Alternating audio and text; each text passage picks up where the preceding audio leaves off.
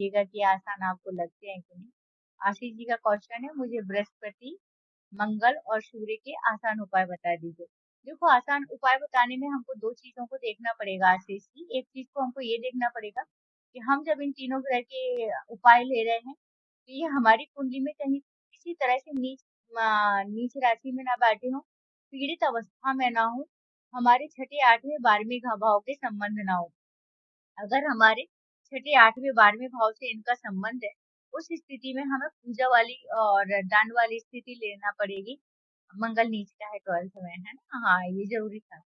क्योंकि उपाय दो तरह से होंगे, एक हम ग्रह को बल देंगे, एक हम ग्रह को शांत करेंगे।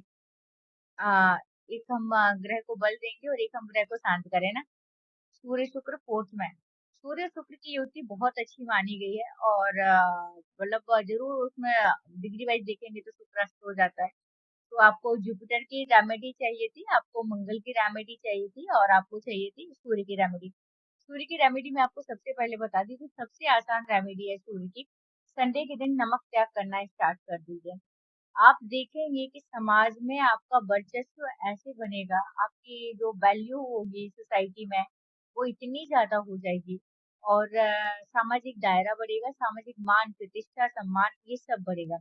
दूसरा, एक आक का पेड़ होता है। आक मतलब होता है जो शंकर जी को आकर चढ़ता है ना, नीला फूल जो चढ़ता है। तो एक वो व्हाइट फ्लावर होता है और एक होता है उसका हल्का सा रेड जैसा फ्लावर होता है।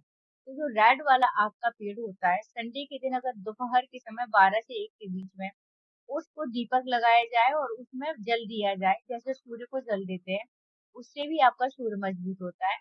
तीसरा सबसे आसान उपाय है, हाथ में ले लीजिए गेहूं और ले लीजिए गुड़ और हाथ में ले लीजिए और दोनों हाथ को ऐसे करिए। दोपहर में अगर आपको लाल गाय मिल जाती है तो बेहतर, नहीं तो जो गाय प्राप्त हो उसी में देख लीजिए। और आपको ऐसे करके अपने हाथ से गाय को खिलाना है।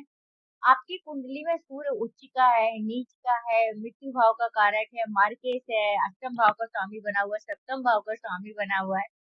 किसी भी विषम से गुड़, गेहूं और गुड़, और आपको उसको ले लेना है और वो आपको गाय के सामने आपको उसको डालना है।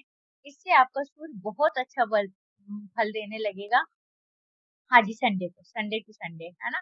दोपहर में 2 से 3 के बीच में, मतलब जब सूर्य बिल्कुल अपने पावर में होता है। दूसरा, सूर्य को अर्घ तो देना ही है प्रतिदिन और कोशिश करें कि तो कम से कम संडे में सूर्य के उठने के पहले आप उठ जाएं। तो लाल चंदन, चावल और गुड़ मिला के सूर्य को अर्घ